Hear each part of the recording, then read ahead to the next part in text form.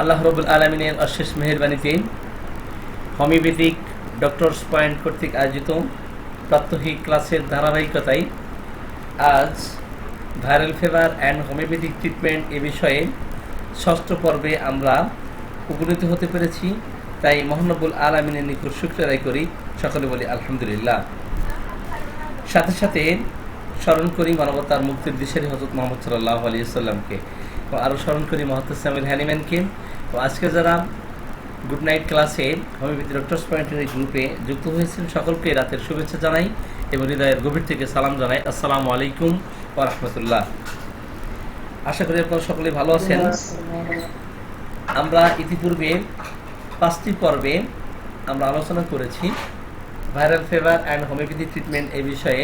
5টি পর্ব অলরেডি আমরা শেষ করে ষষ্ঠ পর্বে উপনীত হয়েছি। তো আমাদের সাথে যুক্ত ছিলেন বিশেষ আলোচক ডাক্তার শাহনওয়াজ খান।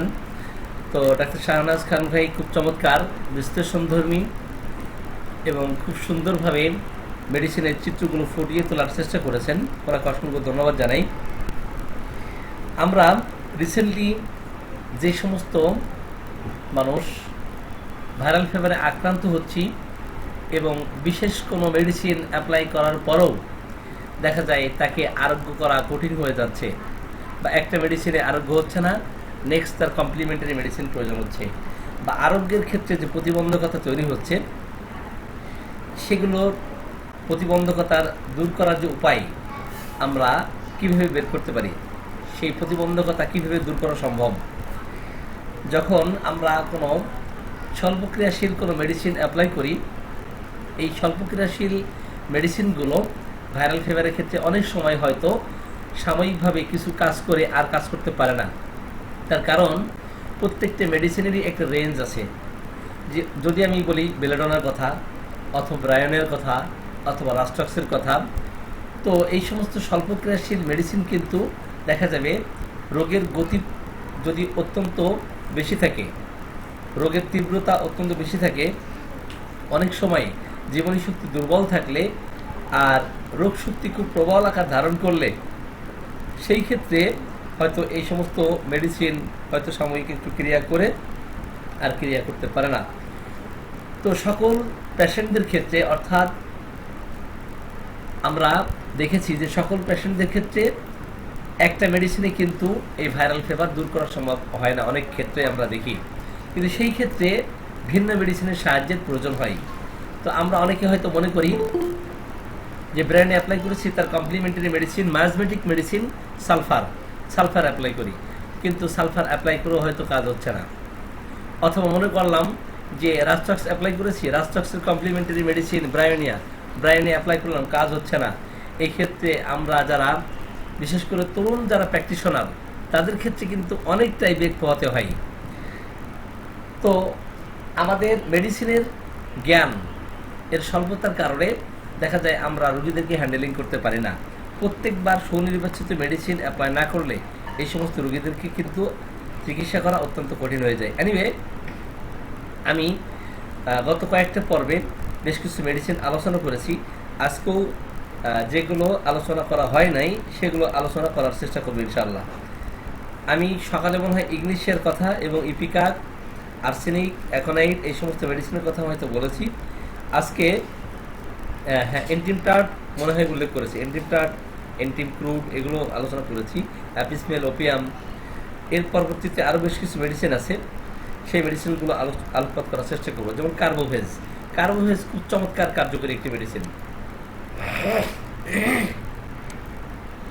তো কার্বোভেজ অনেক ক্ষেত্রে আমরা দেখি যে তরুণ অবস্থায় হয়তো এটা তেমন ক্ষেত্র পাওয়া যায় না কার্বোভেজের, কিন্তু একটু পুরাতন অবস্থা ধারণ করলে এবং কার্বোভেজের সদৃশ লক্ষণাবলী দেখা দিলে সেই ক্ষেত্রে আমরা দেখব যে রোগীকে খুব চমৎকার রেজাল্ট আমরা পাচ্ছি রোগীর ক্ষেত্রে। এবং ভাইরাল ফিভারের ক্ষেত্রে যখন সুনির্বাচিত মেডিসিন অ্যাপ্লাই করার পরেও ভালো হচ্ছে না, তখন দেখা যায় বিশেষ কোনো মেডিসিনে কাজ না হলে কার্বোভেজ সদৃশ কিছু লক্ষণাবলী পাইলে কার্বোভেজ এই ক্ষেত্রে খুব চমৎকার কার্যকরী একটি মেডিসিন। তো কার্বোভেজের লক্ষণাবলী কেমন থাকবে? কার্বোভেজের রোগীদের ক্ষেত্রে আমরা দেখি যে দীর্ঘদিন আমরা কয়লার যদি আমরা ইতিহাস একটু পর্যালোচনা করি, তো এই কয়লাটা দীর্ঘদিন কাঠকে কি করে পুড়িয়ে পুড়িয়ে কয়লাতে পরিণত করা হয়। অনুরূপভাবে কার্বোহাইড্রেট রোগীদের ক্ষেত্রে রোগের শোকে ভুগতে ভুগতে একটা পর্যায়ে তার জীবনটাও কাঠ কয়লার মতো হয়ে যায়। দেখা যায় তখন সে বাতাস চাই, তখন সে ঠান্ডা চাই, তার সমস্ত শরীর মনে হচ্ছে হিমাঙ্গ অবস্থা, ঠান্ডা শ্বাস প্রশ্বাস তার ঠান্ডা হয়ে যাচ্ছে, তারপরেও সে ঠান্ডা চাই। এই ধরনের লক্ষণাবলী কিন্তু কার্বোহাইড্রেট রোগীদের ক্ষেত্রে আমরা দেখি। তো কার্বোহাইড্রেট রোগীদের ক্ষেত্রে জ্বরের যে সময়টা, বিশেষ করে 10টার সময় অথবা 11টার সময় অথবা সন্ধ্যা পর্যন্ত এই জ্বরটা থাকতে পারে। যখন আমরা দেখব যে অতিরিক্ত উত্তপ্ত আবহাওয়া, অথবা স্যাঁতস্যাঁতে পরিবেশে বসবাস করার কারণে সে অসুস্থ হয়ে গেছে, যখন তার জ্বর দেখা দেয়, তখন শীত অবস্থা যখন দেখা দিবে কার্বোহাইড্রেট রোগীদের ক্ষেত্রে পিপাসা থাকবে, কিন্তু তার পিপাসা থাকলে অল্প অল্প হয়তো পরিমাণে সে পানি পান করতেছে এবং সমস্ত শ্বাস প্রশ্বাস তার অঙ্গ প্রত্যঙ্গ সব হিমাঙ্গ অবস্থা মনে হচ্ছে এবং সে যে ঘামতেছে এই ঘামটা অত্যন্ত মনে হচ্ছে ঠান্ডা, মনে হচ্ছে জীবন প্রদীপ একেবারে নিভু নিভু অবস্থা, এমন অবস্থায় মনে হচ্ছে অক্সিজেনের অভাব দেখা দিয়েছে, তার জীবন প্রদীপ একেবারেই মানে নিভু নিভু অবস্থায়। এই অবস্থায় কিন্তু কার্বোহাইড্রেট খুব চমৎকার কাজ করে। আর এমন অবস্থায় তার সমস্ত শরীর ঠান্ডা হওয়া সত্ত্বেও, শ্বাস প্রশ্বাস ঠান্ডা হয়ে যাওয়া সত্ত্বেও মনে হয় যে সে পাখার বাতাস চাই, পাখার বাতাস ছাড়া আর সে থাকতে পারে না, পাখার বাতাস করলেই সে একটু কমফোর্ট ফিল করতে থাকে। কিন্তু উত্তাপ অবস্থা যখন তার দেখা দেয় তখন তার একেবারেই পিপাসা থাকে না। বাহিরে হাত দিয়ে হয়তো আপনি দেখতে পারবেন বা বুঝতে পারবেন যে তার শরীরে অত্যন্ত ঠান্ডা, আপনি বুঝতে পারছেন হাত দিয়ে, এক্সটার্নালি সেটা বুঝছেন, কিন্তু ভিতরে তুষের আগুন, যেমন তুষের আগুনের যে দহন ক্রিয়া, তুষের আগুনের যে যন্ত্রণা, কি অবস্থা তৈরি হবে তুষের আগুনে যদি কেউ হাত দেয় অথবা তুষের আগুনে কেউ পুড়ে যায়।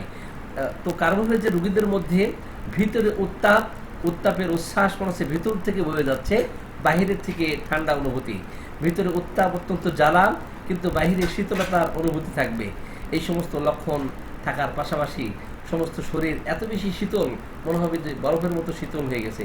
উত্তাপের পরে যখন তার মাথা ব্যথা দেখা দিতে থাকবে, উত্তাপকালে সে যখন অনেক বেশি বাসলতার লক্ষণাবলী তার মধ্যে আমরা দেখতে পাবো।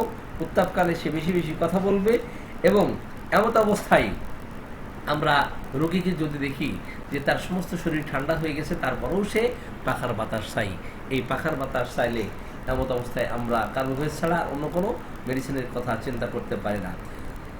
তো কার্বোহাইড্রেট এমন একটি মেডিসিন, দেখবেন একেবারে শেষ পর্যায়ে এসে দেখবেন বিভিন্ন মেডিসিন অ্যাপ্লাই করার পরে জীবনী শক্তি অত্যন্ত দুর্বল হয়ে গেছে এবং প্রথম জ্বরে, বিশেষ করে দীর্ঘদিন এই জ্বর চলতেছে, অনেক দিন ধরে সে সাফার করতেছে, কিন্তু বিভিন্ন ধরনের অ্যালোপ্যাথিক হোমিওপ্যাথিক ওষুধ খাইতে খাইতে অবস্থা তার 12টা বেজে গেছে। এখন মনে হচ্ছে জীবন প্রদীপ একেবারে নিবিড় অবস্থা। এমন অবস্থায় কার্বোহাইড্রেট খুব চমৎকার কার্যকরী একটি মেডিসিন। এই সমস্ত লক্ষণ যখন আমরা পাবো, কার্বোহাইড্রেট ছাড়া আর অন্য কোনো মেডিসিন এখানে হবে না। এখন কার্বোহাইড্রেট ছাড়াও জ্বরের জন্য অনেক মেডিসিন আছে। এখন কোনো রোগীর ক্ষেত্রে যদি আমরা দেখি যে কার্বোহাইড্রেট আপনি অ্যাপ্লাই করলেন, কিন্তু কার্বোহাইড্রেটের সাথে অনুপূরক যে সমস্ত মেডিসিন আছে সেই মেডিসিনের চিত্র যদি আমার আপনার ধারণা না থাকে, চিত্র যদি জানা না থাকে, তাহলে আমরা কিন্তু কখনোই রোগীকে আরোগ্য করতে পারবো না। সাপোজ কার্বোহাইড্রেটের সাথে কিন্তু অনুপূরক সম্পর্ক মেডিসিন, অনেক মেডিসিনের আছে, তার মধ্যে অন্যতম একটি মেডিসিন হচ্ছে ক্যালিকান। কি মেডিসিন? ক্যালিকান। তো ক্যালিকানের ক্ষেত্রে আমরা দেখব যে কার্বোহাইড্রেট অ্যাপ্লাই করেছেন, তো সে ঠান্ডা বাতাস পছন্দ করতো, কিন্তু কার্বোহাইড্রেট অ্যাপ্লাই করতে করতে একটা পর্যায়ে দেখা গেল তার সকালে 9টার দিকে জ্বর আসতেছে, অথবা দুপুর 12টার দিকে জ্বর আসতেছে, বিকাল 5টার দিকে জ্বর আসতেছে, অথবা 5টার দিকে 6টার মধ্যে আসতেছে, অথবা প্রতিদিন মধ্যরাত্রের পরে একটার পরে 2টা 3টা 4টা এর মধ্যে প্রতিদিন তার জ্বর আসে এবং ওই সময় সে ঠান্ডা বাতাস সহ্য করতে পারে না। কার্বোহাইড্রেট অ্যাপ্লাই করেছেন কিন্তু কার্বোহাইড্রেট কমপ্লিটলি ভালো হচ্ছে না, সেই ক্ষেত্রে আমরা 2টার দিকে, যদি রাত 2টার দিকে তার জ্বর আসে, তার কষ্টর যে অনুভূতি সে প্রকাশ করে এবং উত্তাপে থাকলে সে অত্যন্ত কমফোর্ট ফিল করে একেবারে তার মনে হচ্ছে এত শীত লাগতেছে, এত কষ্ট হচ্ছে যে সে শীত সহ্য করতে পারতেছে না। এমনকি ঘরের জানালা দরজা যে সমস্ত ছিদ্র আছে এই সমস্ত ছিদ্র সে বন্ধ করে দিতে চায়। আর যখন তার উত্তাপ অবস্থা তৈরি হয়, খুব বেশি শরীরটা গরম মনে হচ্ছে, সেই সময় সে ইয়ার্নিং করতে থাকে, অত্যন্ত হাই উঠাতে থাকে, অত্যন্ত পিপাসাহীন থাকে, তার পিপাসা থাকে না। এবং দেখবেন যে বুকে, মাথায়, পিঠে যে কোনো স্থানে সুচ ফোটানোর মতো ব্যথা হচ্ছে। কিসের মতো ব্যথা হচ্ছে? সুচ ফোটানোর মতো ব্যথা। তার সমস্ত শরীরে যদি ব্যথা বেদনা করতে থাকে, এই সময় সে যেই পাশে শয়ন করবে ওই পাশে শয়ন করলে তার কষ্টটা আরও বেড়ে যায় এবং সারা রাত ঘাম হবে, সারা রাত অনেক বেশি ঘাম হবে, কিন্তু জ্বরের মৌসুম হবে না। অনেক সময় আমরা ভুল করে বসি যে সারা রাত ঘাম হচ্ছে, মনে হয় মাস্কল অ্যাপ্লাই করলেই যত বেশি ঘাম তত বেশি কষ্ট। এখন এই অবস্থা দেখলে আমরা মাস্কল অনেকে অ্যাপ্লাই করব, কিন্তু মাস্কলের চিত্রটা সম্পূর্ণই কিন্তু ভিন্ন। মার্কসল এবং ক্যালিকার কখনো একরকম মেডিসিন নয়। প্রত্যেকটা মেডিসিনের স্বতন্ত্র বৈশিষ্ট্য আছে। এই স্বতন্ত্র বৈশিষ্ট্য অনুযায়ী আমাদের মেডিসিন অ্যাপ্লাই করতে হয়। তো যখন আমরা দেখব ক্যালিকার্পের রোগীদের ক্ষেত্রে সারা রাত ঘাম হচ্ছে কিন্তু উপশম হচ্ছে না, সামান্য মানসিক পরিশ্রম করলেই তার ঘাম হচ্ছে, কোনো ধরনের কোনো কিছু সামান্য একটু চেষ্টা প্রচেষ্টা পরিশ্রম করতে গেলেই তার ঘাম হচ্ছে, এমত অবস্থায় আমরা কি করব? ক্যালিকার্প অ্যাপ্লাই করব।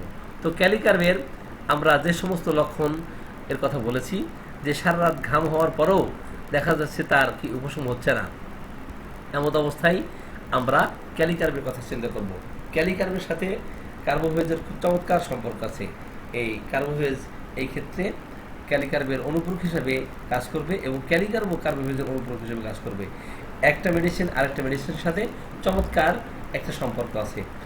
এখন যদি কেনা কোনো শিশু এই সিজনে কি হচ্ছে, সে ভাইরাল ফিভারে আক্রান্ত হয়েছে, এখন ভাইরাল ফিভারে আক্রান্ত হলে দেখা গেল ক্যামোমিলা সদৃশ লক্ষণগুলি তার মধ্যে প্রকাশ পেয়েছে।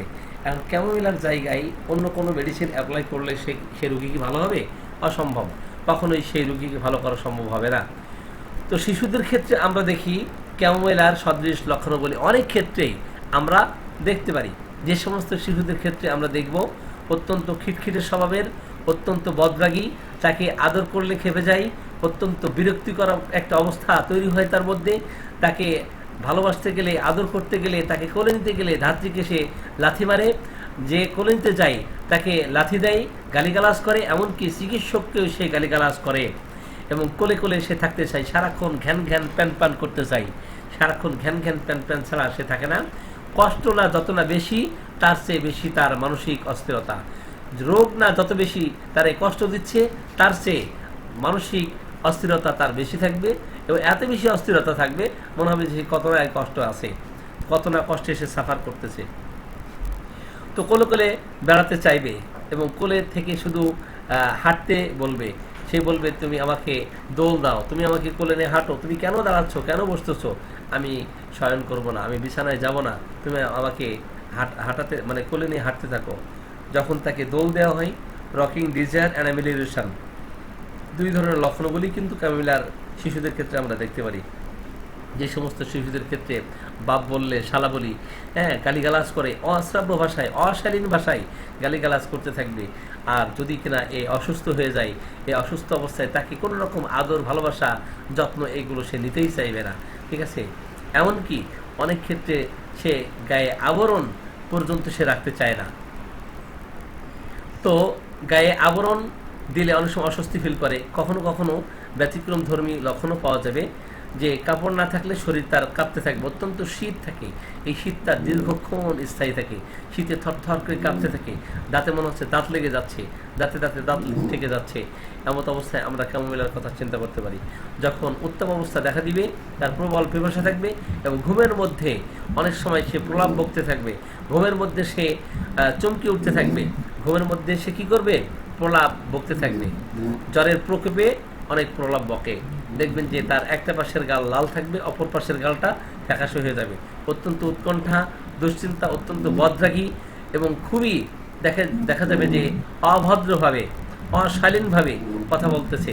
ভদ্রতা কি জিনিস তার ক্ষেত্রে আমরা, ভাই আপনি মিউট করুন। জাকারিয়া ভাই ঘুম তো দিয়েছেন এমন ভাবে যে এখান থেকে মনে হচ্ছে নাক ডাকার শব্দ আপনারা শুনতে পাচ্ছেন।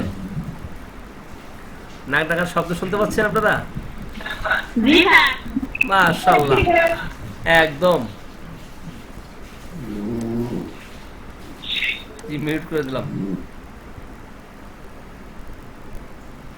আর কত লেকচার শুনবে, লেকচার শুনতে শুনতে ক্লান্ত শ্রান্ত হয়ে গেছে। নাক ডেকে না কি করবে বলেন? অনেক শান্তিতে আছে, ঘুমানো ভালো। যাই হোক, যেটা আমি মিউট করে দিয়েছি, যেটা বলতেছিলাম যে যখন আমরা ক্যামোইলা শিশুর ক্ষেত্রে এই ধরনের আচরণ দেখতে পাবো, তখন আমরা ক্যামোইলা ছাড়া অন্য কোনো মেডিসিন অ্যাপ্লাই করব না। ক্যামোইলার শ্রেষ্ঠ পরিচয় থাকবে কি, যে সে অত্যন্ত গণ্ডগোল প্রিয়, প্রচণ্ড মেজাজে, অত্যন্ত সে কোলে কোলে থাকার একটা প্রবণতা থাকবে, এবং তাকে আদর ভালোবাসা দিতে গেলেই দেখবে সে ক্ষিপ্ত হয়ে যায়, অশালীন ভাষায় সে কি কথাবার্তা বলতে থাকে। এই সমস্ত শিশুদের ক্ষেত্রে আমরা ক্যামোমিলা ছাড়া অন্য কোনো মেডিসিন অ্যাপ্লাই করব না। এখন আসি, আমরা ক্যাম্ফরের একটু আলোচনা করতে চাই। ক্যাম্ফর কিন্তু খুব চমৎকার কার্যকরী একটি মেডিসিন, কিন্তু ক্যাম্ফরের রোগী কিন্তু খুব কম পাওয়া যায়। ক্যাম্ফরের রোগী আপনারা কি বেশি পান? ক্যাম্ফরের রোগী কিন্তু বেশি পাওয়া যাবে না। দেখবেন যে ক্যাম্ফরেরও কিন্তু অত্যন্ত শীত থাকে, সমস্ত মনে হচ্ছে অঙ্গ প্রত্যঙ্গ তার ঠান্ডা হয়ে গেছে, কিন্তু দেখবেন তার লক্ষণ কী ধরনের লক্ষণ সে এগুলো আমি একটু আলোকপাত করার চেষ্টা করবো ইনশাল্লাহ। সমস্ত শরীরটা মনে হবে বরফের মতো ঠান্ডা হয়ে গেছে, এবং মরার মতো মনে হচ্ছে বিবর্ণ হয়ে গেছে, চেহারাটা মুখমণ্ডল মরার মতো হয়ে গেছে, ফ্যাকাশে হয়ে গেছে। শরীর স্পর্শ করলে মনে হচ্ছে ঠান্ডা, কিন্তু শরীরের উপরটা শীতল হলেও ঠান্ডা থাকলেও সে কিন্তু গায়ে কাপড় রাখতে পারে না, সিকেলিকরের মতো। সিকেলিকর অত্যন্ত গরম কাতর, আর ক্যাম্ফর সম্ভবত শীত কাতর। তো ক্যাম্ফর কিন্তু দেখবেন তার শরীরের উপরটা ঠান্ডা থাকা সত্ত্বেও সে গায়ে কাপড় রাখতে পারে না, ভিতরে অন্তর্দাহ হতে থাকে, ভিতরে অত্যন্ত জ্বালা, অত্যন্ত প্রদাহ হতে থাকে, মনে হচ্ছে জ্বালাপোড়া করতেছে। এজন্য সে বারবার ঠান্ডা চাই, জানালা খুলে দিতে চাই, এবং ফ্যানের বাতাস চাই। যখন ফ্যান না থাকে, সে কি বিদ্যুৎ না থাকে, পাখা না দিয়ে বাতাস না করা হয়, দেখবেন সে কষ্ট পাচ্ছে। তার হিমাঙ্গ অবস্থাটা দেখবেন এমন বেশি থাকে, দেখবেন যে সেটা কার্বোভেজ, সিকেলিকর, ক্যাম্ফর। কিন্তু সিকেলিকরের রোগী অত্যন্ত গরম কাতর হয়। ভাই আরিফুল ভাই, আপনি খালি চেহারাটা দেখায়েন না ভাই, আপনি ভিডিও অফ করুন। জি, আপনারা একটু খেয়াল রাখবেন, ভিডিও অডিও একটু খেয়াল রাখবেন।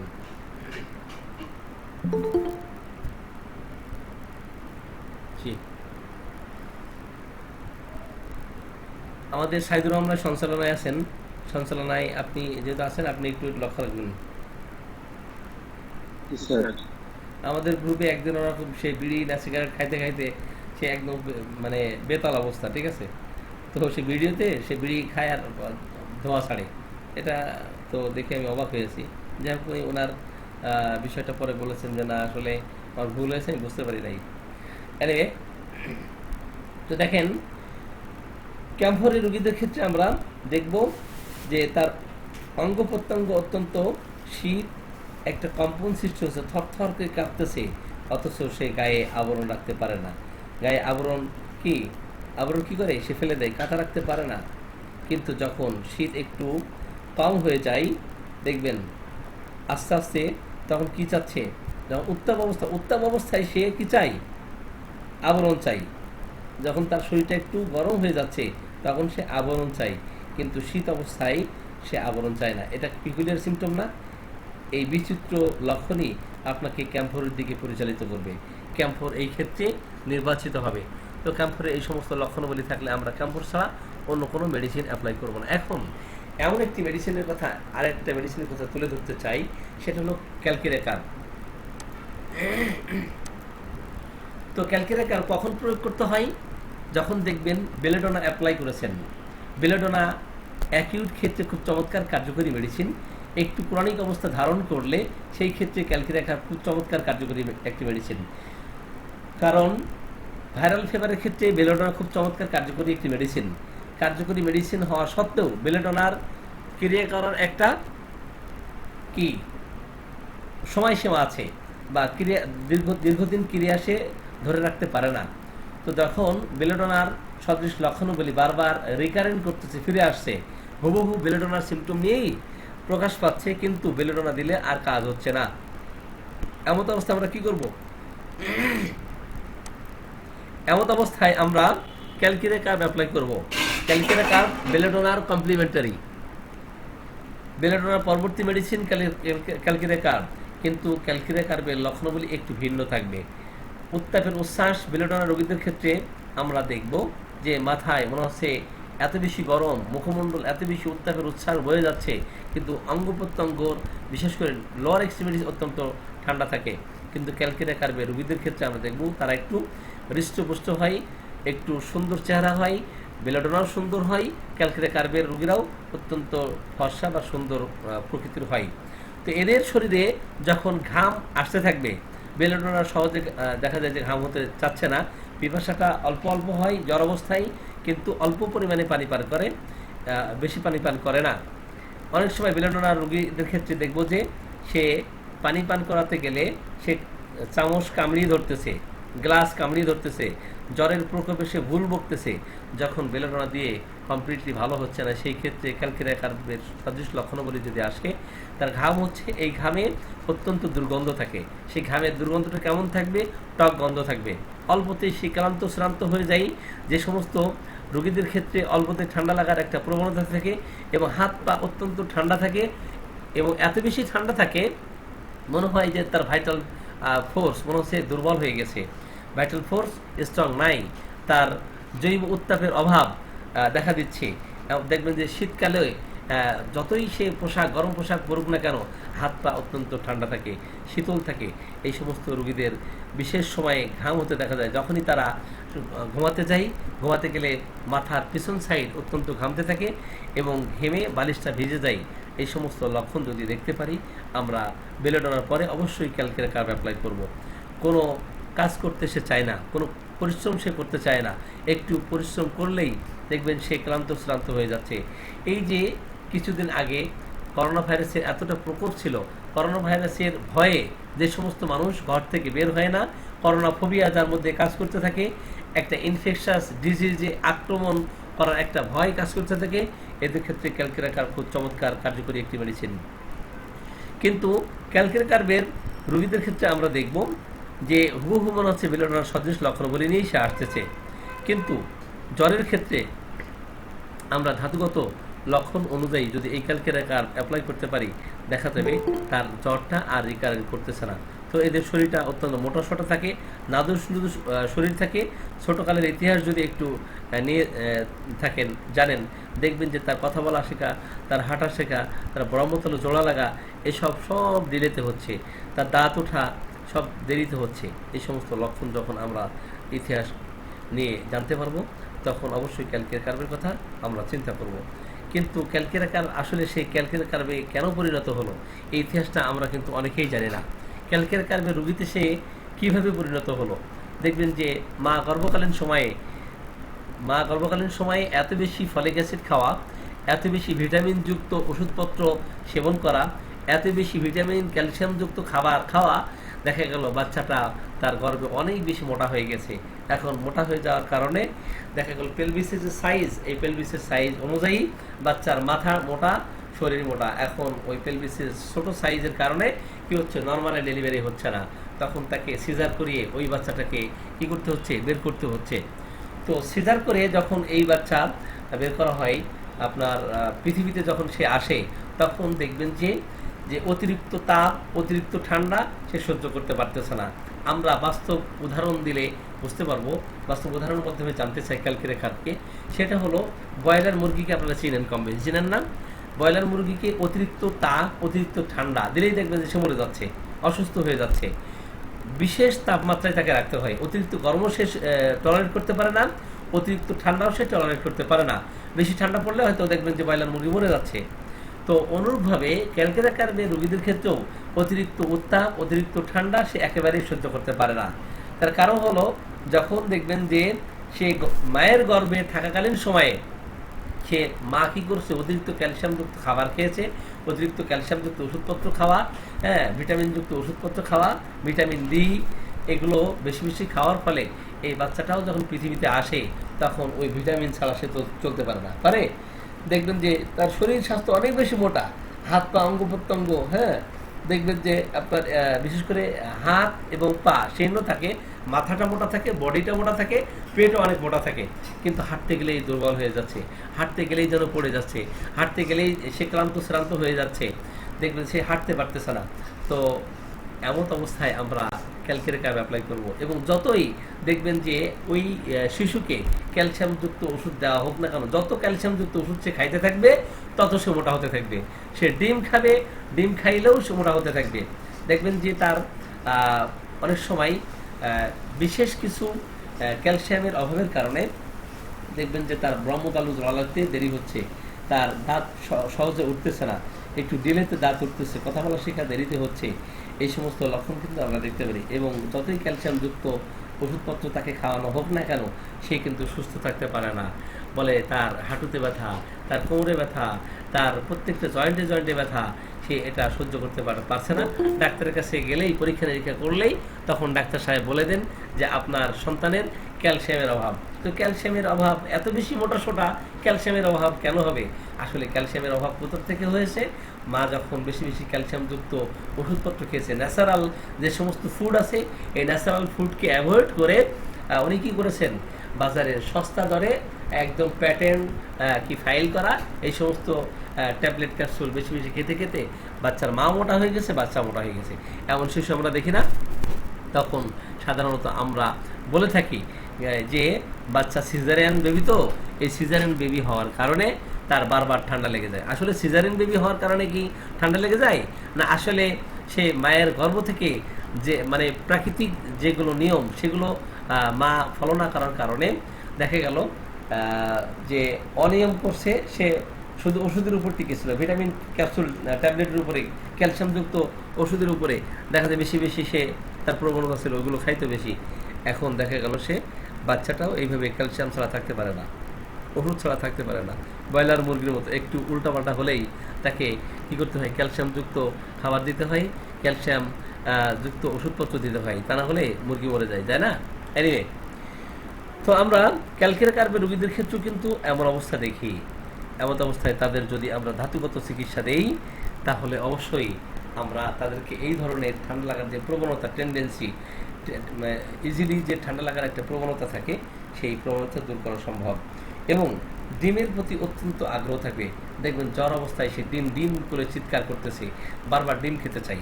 এই সমস্ত রোগীদের ক্ষেত্রে আমরা ক্যালকেরিয়া কার্প ছাড়া অন্য কিছু চিন্তা করতে পারি না। তো ক্যালকেরিয়া কার্প অ্যাপ্লাই করেছেন, সাপোজ দেখেন মেডিসিনের সাথে কী সম্পর্ক থাকবে সেগুলো একটু আমাদের জানা দরকার না?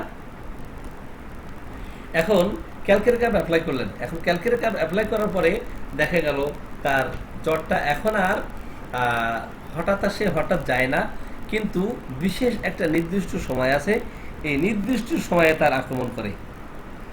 প্রতিদিন বিকাল 4টার সময় তার আক্রমণ করে। কখন আক্রমণ করে? প্রতিদিন বিকাল 4টার সময় থেকে 8টা পর্যন্ত আক্রমণ করে। আমি আমার মেয়ের ইতিহাসটা একটু শেষে বলবো। যেমন তাকে ওষুধ প্রয়োগ করতে করতে যখন টাইফয়েডের টার্ন করলো, তো ওষুধ খাইলে কমে বাড়ে, একটা পর্যায়ে দেখা গেল প্রতিদিন বিকাল 4টার সময় একেবারে ঘড়ি ধরে প্রতিদিন বিকাল 4টার সময় জ্বর আসে, 8টার সময় কম হয়ে যায়, ঠিক আছে? এরপর আবার হয়তো ভোরের দিকে 3টা-4টার দিকে জ্বর আসে, আবার সকালে কমে যায়। তো দেখেন ক্যালকেরিয়া কার্প অ্যাপ্লাই করার পরে যখন দেখব যে বিকাল 4টা থেকে 8টা পর্যন্ত জ্বরটা দেখা দিচ্ছে, আপনি অ্যাজ এ হোমিওপ্যাথিক ডক্টর হিসেবে প্রেডিকশান করতে সক্ষম হবেন, প্রেডিকশান করতে পারবেন। বেলেডোনা অ্যাপ্লাই করার পরে দেখবেন যে ক্যালকেরিয়া কার্প সদৃশ লক্ষণগুলি দেখা দিচ্ছে। এরপরে যখন আপনি মেডিসিন অ্যাপ্লাই করবেন, রোগীকে যদি প্রেডিকশান করেন, যদি আপনার ছেলের জ্বর আসে বা মেয়ের জ্বর আসে, আপনার সন্তানের জ্বর আসে, তাহলে দেখবেন আপনার 3টা, 4টা, 5টা এর মধ্যে হয়তো জ্বর আসার সম্ভাবনা থাকে। কারণ বেলেডোনা, ক্যালকেরিয়া কার্প এবং লাইকোপোডিয়াম এই 3টা মেডিসিন এত চমৎকার রিলেশনশিপ, তার সাথে যুক্ত করি সালফার, কি সালফার। বেলেডোনার পরে সালফার আসতে পারে, আবার সালফারের পরে ক্যালকেরিয়া কার্প আসতে পারে, আবার বেলেডোনার পরে ক্যালকেরিয়া কার্প আসতে পারে, সালফার আসতে পারে, কিন্তু ক্যালকেরিয়া কার্বের পরে কখনো সালফার ব্যবহার করা যাবে না। ক্যালকেরিয়া কার্ব অ্যাপ্লাই করলে সালফার কি অ্যাপ্লাই করা যাবে পরে? অ্যাপ্লাই করা যাবে না। সালফার ফলো করে ক্যালকেরিয়া কার্বকে, ঠিক আছে? তো সালফারের পরে আসে ক্যালকেরিয়া কার্ব। ক্যালকেরিয়া কার্বের পরে কিন্তু আসে অধিকাংশ ক্ষেত্রে লাইকোপোডিয়াম। এখন লাইকোপোডিয়ামের লক্ষণগুলি নিয়ে যখন এই শিশুর জ্বর আসছে বিকাল 4টা থেকে 8টা পর্যন্ত, এখন এই জ্বরটা দেখবেন 8টা পর্যন্ত থেকে আস্তে আস্তে তার কম হয়ে যাচ্ছে। লাইকোপোডিয়াম অত্যন্ত গভীর ক্রিয়াশীল মেডিসিন। তো আমার সন্তানের ক্ষেত্রে আমি সর্বশেষ লাইকোপোডিয়াম অ্যাপ্লাই করেছি, তার মধ্যে বিশেষ বিশেষ অদ্ভুত কিছু লক্ষণ দেখা দিয়েছিল, সেগুলো আপনাদের সাথে একটু শেয়ার করবো ইনশাল্লাহ। তো লাইকোপোডিয়ামের রোগীদের ক্ষেত্রে আমরা দেখব সবসময় বিমর্ষ একটা ভাব থাকবে, সবসময় বিষণ্ণ একটা ভাব থাকবে, আত্মপ্রত্যয়ের অভাব থাকবে, একা থাকতে সে ভয় পাবে, মায়ের সাথে সাথে থাকতে চাইবে। আমার সন্তানও কিন্তু সে মায়ের কেউ ছাড়া, মায়ের কাজ ছাড়া থাকতে চাচ্ছে না। তো মাকে পাইলেই মা তুমি কোথায়, এদিকে আসো, মা মা বলে চিৎকার করতেছে। এখন আমরা যখন লাইকোপোডিয়ামের শিশুদের ক্ষেত্রে দেখব যে তার একা থাকতে ভালো লাগতেছে না, সঙ্গী চাই, ঠিক আছে? খিটখিটে মেজাজ, তাকে স্পর্শ করলে সে বিরক্তি ফিল করতেছে। আবার নতুন নতুন আপনি কোনো জায়গায় যদি তাকে নিতে চান, হয়তো সে যেতে চায় না, নতুন স্থানে যেতে চায় না, নতুন মানুষের সামনে যেতে চায় না, সে অত্যন্ত খিটখিটে মেজাজের হয়ে যায়। দেখবেন যে ঘুম থেকে তাকে জাগিয়ে তুললেই অত্যন্ত লাথি ছোটা দিতে থাকে। যখন সে ঘুমাতে যায় চোখটা একটু খোলা থাকে, মুখটা একটু খোলা থাকে, এবং এই শিশু এত বেশি খিটখিটে মেজাজের, অত্যন্ত রাগান্বিত হয়ে যায়, চিৎকার করতে থাকবে, লাথি ছুটতে থাকবে যদি কিনা তার ঘুম ভাঙিয়ে দেওয়া হয়। যখন এইভাবে বিশেষ করে বিকাল বলতে আমরা আফটারনুন কখন থেকে ধরি, 1টা থেকে 6টা পর্যন্ত আফটারনুন। কিন্তু কোনো রোগীর ক্ষেত্রে 1টার পরে যদি জ্বর আসে, আমরা কিন্তু অনেকেই জানি না যে 1টার পরে কিন্তু বিকাল শুরু হয়। আফটারনুন শুরু হয় কিন্তু আপনার 1টার পর থেকে 6টা পর্যন্ত। এই সময় জ্ঞান যদি আমাদের না থাকে, তাহলে আমরা মনে করব বিকাল 5টা মানে এই সময় হলে বিকালে, এই সময় লাইকোপোডিয়ামের প্রয়োগ করার না, লাইকোপোডিয়ামের লক্ষণ প্রকাশ হওয়ার একটা সময়। তো লাইকোপোডিয়াম কিন্তু 1টার পর থেকেও লক্ষণ প্রকাশ পাই। তো যাই হোক, সকল রোগীর ক্ষেত্রেই যে 4টার সময় আসবে, 4টা থেকে 8টা পর্যন্ত এমন নয় কিন্তু। তো দুপুর 1টা 2টার পরেও শুরু হতে পারে। তো এইভাবে জ্বর যখন প্রতিদিন দেখবেন যে একটা পিরিয়ডিসিটি সে মেনটেন করেই কিন্তু আক্রমণ করতেছে। তো তার প্রতিদিন জ্বর একই সময়ে আসতেছে, অথবা একদিন অন্তর নির্দিষ্ট সময়ে তার জ্বর আসছে। এই সমস্ত লক্ষণ যখন দেখতে পাবো, তখন আমরা অবশ্যই লাইকোপোডিয়ামের কথা চিন্তা করব। তো লাইকোপোডিয়াম যখন দেখবেন যে তার শীত অবস্থা থাকবে, এই সময় তার পিপাসা থাকবে না। শীত অবস্থা থাকলে তার পিপাসা থাকবে না। সকালে শীত নিয়ে ঘুম থেকে সে জেগে উঠবে, প্রচুর শীত লাগবে, আগুনের উত্তাপে মনে হচ্ছে তার শীতকে নিবারণ করা যাচ্ছে না। বিছানার মধ্যে থেকেও দেখা যায় মনে হচ্ছে তার মানে শরীরে কাপড় দেওয়ার পরেও, আবৃত রাখার পরেও মনে হচ্ছে শীত তার যাচ্ছে না, মনে হচ্ছে বিছানাটাই যেন বরফ হয়ে গেছে, ঠিক আছে? মনে হচ্ছে শীতটা পিঠের দিক থেকে আরম্ভ হচ্ছে এবং শরীরের বাম দিক থেকে তার শীত লাগা শুরু হচ্ছে। এখন উত্তাপ অবস্থায় প্রচুর পরিমাণে সে পানি পান করতে চাই। দেখবেন যে প্রচুর পরিমাণে পানি বলতে, সে যখন তার জ্বরের উত্তাপের উচ্ছ্বাসে সে দেখবেন যে পানি পান করতে চাচ্ছে, কিন্তু গরম পানি পান করলে সে একটু কমফোর্ট ফিল করে। বারবার হয়তো পানি পান করতেছে, অল্প পরিমাণে, খুব বেশি না। প্রচুর পিপাসা থাকবে কিন্তু পরিমাণে অল্প পানি পান করবে। লাইকোপোডিয়াম সেই ক্ষেত্রে ফার্স্ট এড এবং আর্সেনিক ফার্স্ট এড। দেখবেন যে জ্বরের উত্তাপ অবস্থায় স্মল কোয়ান্টিটিজ সে কি ড্রিঙ্ক করতে চাই, অল্প পরিমাণে পানি পান করতে চাই। উত্তাপের উচ্ছ্বাস যখন বয়ে যায়, তা অল্প পরিমাণে সে পানি পান করবে। এখন এই সমস্ত লক্ষণ যখন আমরা দেখতে পাবো, তখন আমরা লাইকোপোডিয়াম ছাড়া অন্য কোনো মেডিসিন অ্যাপ্লাই করব না। এখন লাইকোপোডিয়াম অ্যাপ্লাই করার পরে যখন দেখবেন যে লাইকোতে আর ভালো করা সম্ভব হচ্ছে না, এই লাইকো প্রয়োগ করার পরেও লক্ষণ আসতেছে, বারবার রিকারেন্ট করতেছে, এমত অবস্থায় আপনাকে আমাকে অ্যান্টিসোরিক মেডিসিন, সালফার হতে পারে, সোরিনাম হতে পারে, কিন্তু সালফার লাইকোপোডিয়ামের পরে খুব চমৎকার কার্যকরী একটি মেডিসিন, এবং সালফারের লক্ষণাবলী যদি থাকে সেই ক্ষেত্রে সালফার অ্যাপ্লাই করলে দেখবেন এই জ্বর আর রিকারেন্ট করতেছে না। আর জ্বরের মায়াজমেটিক কন্ডিশন যদি আমরা এমন পেয়ে যাই যে শরিক মায়াজমেটিক কন্ডিশন তার মধ্যে বিরাজ করতেছে, এমত অবস্থায় সালফার ছাড়া আর অন্য কোনো মেডিসিন আমরা অ্যাপ্লাই করব না। যদি আবার সোরিনামের লক্ষণগুলি থাকে, সালফার দেহটাকে খোলা রাখতে চাই, আর সরিনাম আবৃত রাখতে চাই। সালফার হচ্ছে ওয়াশেবল আর সরিনাম হচ্ছে আনওয়াশেবল। শিশুকে এত সুন্দরভাবে পরিষ্কার পরিচ্ছন্ন করে ধোয়ায় মোছায় দিয়েছেন, তারপরও তার শরীর থেকে গন্ধ যাচ্ছে না, তার প্রস্রাব, তার পায়খানা, তার সকল স্রাব এত বেশি দুর্গন্ধ, আপনি পাশে বসে থাকতে পারতেছেন না। এই শিশুকে সুন্দর করে পোশাক পরিচ্ছদ পরিয়ে আপনি বাহিরে একটু দাঁড় করাই দিয়েছেন, দেখবেন যে সমস্ত ধোলা বালি কাদা মাটি সব মনে হচ্ছে তার গায়ে লেগে গেছে, তার মুখমণ্ডলে লেগে গেছে। কারণ তাকে ধুয়ে দিলেও, পরিষ্কার পরিচ্ছন্ন করিয়ে দিলেও ওই ধুলাবালি থেকে সে কি দূরে থাকতে পারে না, ধুলাবালি তারে ছাড়ে না। সে ধুলাবালি থেকে ছাড়তে চাইলেও ধুলাবালি তারে ছাড়ে না। কারণ দেখবেন যে শরীর পেশেন্টদের মধ্যে আমরা দেখব প্রকৃতির সাথে মিল আছে। প্রকৃতির সাথে কি মিল, সেটা কেমন? কাদা মাটি ধুলা বালি এইগুলোর সাথে তার মিল থাকে, এইগুলোর সাথে তার সম্পর্ক আছে। যারা শরীর শিশু হবে দেখবেন যে এরা কাদা মাটি নিয়ে খেলাধুলা করতে চাইবে, হ্যাঁ, কাদা মাটি ধুলাবালি এবং ধুলাবালির মধ্যে গড়াগড়ি দিচ্ছে। কিন্তু সাইকোটিক শিশু হলে সে কাদাবালি মাটির মধ্যে গড়াগড়ি দিবে, কখন বালি নিয়ে এগুলো খেলা করবে, ধুলাবালি নিয়ে খেলা করবে না। যাই হোক, তো আবার লাইকোপোডিয়াম সাপোজ দেখেন মেডিসিনের সম্পর্ক একটার সাথে আরেকটার সম্পর্ক কেমন আমাকে জানতে হবে।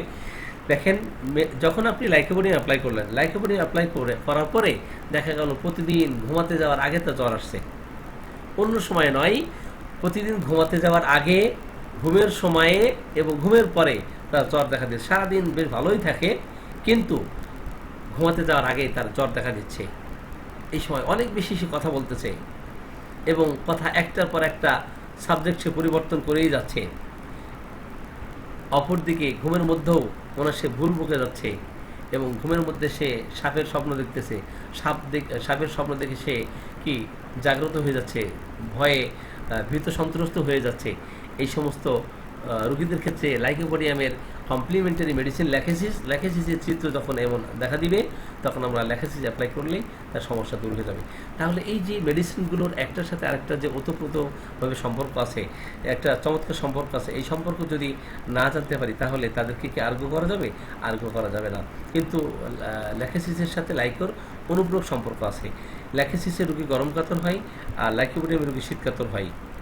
তো যখন কিনা আমরা দেখতে পাবো যে সে জ্বর অবস্থায় বিড়বিড় করে বকতেছে, আবার কিছুক্ষণ হয়তো চুপ আছে, আবার বিড়বিড় করে বকতেছে, মাঝে মাঝে তার আপনি দেখবেন যে জিভ বের করতেছে। আপনি আপনার চেম্বারে যখন দেখেছি রুগী আর জিভ বের করতে বললেই জিভটা দেখবেন যে সে একবার ভিতরে নিচ্ছে, একবার বাইরে নিচ্ছে, একবার ভিতরে নিচ্ছে, বাইরে নিচ্ছে, বাইরে সে জিভ বের করছে। এটা কিন্তু আমরা ল্যাকেসিসের রোগীদের ক্ষেত্রে দেখি। ল্যাকেসিসের রোগীর বৈশিষ্ট্য সাপের সাথে আমরা তুলনা করতে পারি, কারণ সাপ যেমন হেলে দুলে আঁকাবাঁকা হয়ে চলতে থাকে, ল্যাকেসিসের রোগী কিন্তু হেলে দুলে আঁকাবাঁকা হয়ে চলতে থাকে। তাদের সাবজেক্টগুলো সে পরিবর্তন করতে চাই। তো যাই হোক, ল্যাকেসিসে আরও অনেক লক্ষণ আছে, সেদিকে আমরা না যাই। জ্বর যখন পুরাতন অবস্থা ধারণ করবে, এবং টাইফয়েডের জন্য ল্যাকেসিস খুব চমৎকার কার্যকরী একটি মেডিসিন। যখন দেখবেন যে ল্যাকেসিসের প্রচুর ঘাম দিচ্ছে, এই প্রচুর ঘাম যখন দেখা দেয় সে অত্যন্ত ভালো ফিল করে। যত বেশি ঘামবে তত বেশি স্রাব হবে, মানে সকল স্রাবে সকল ডিসচার্জে তার সকল উপশম হবে। ঠিক আছে, এই সমস্ত লক্ষণ যখন আমরা দেখতে পাবো তখন অবশ্যই এখানে ল্যাকেসিস ছাড়া অন্য কোনো মেডিসিন আর চিন্তা করবো না। তো অলরেডি 11টা 13 বেজে গেছে, আমাদের সময়ও পার হয়ে গেছে। আমি আর আলোচনাকে দীর্ঘায়িত না করে আমার সংক্ষিপ্ত আলোচনা এখানেই শেষ করছি। আলোচনা এখানে শেষ করে সকলকে আবারও সালাম জানিয়ে বিদায় নিচ্ছি। আসসালামু আলাইকুম রহমতুল্লাহ। আপনারা সকলেই ভালো থাকুন এবং সুস্থ থাকুন। যদি কোনো কোশ্চেন থাকে সংক্ষিপ্তভাবে আপনারা কোশ্চেন করতে পারেন।